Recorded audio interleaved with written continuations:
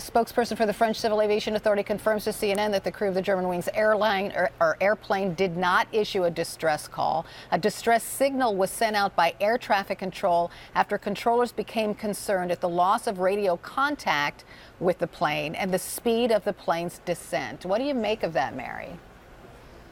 Well, the fact that there is no, or there may be no distress call, and I know over here in London they're getting conflicting reports. There's one story coming out of Paris and a different story coming out of Barcelona. But if there was no Mayday, Mayday call, and at first they said emergency, which is not standard phraseology, but that's not the hijack code either.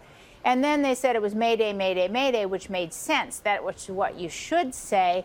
But now with no distress call, that would certainly explain the mysteries that people were wondering about as to why the pilot didn't turn back to other available airports, why it didn't veer from the course, which was headed straight into the mountains after this 8-minute drop in altitude.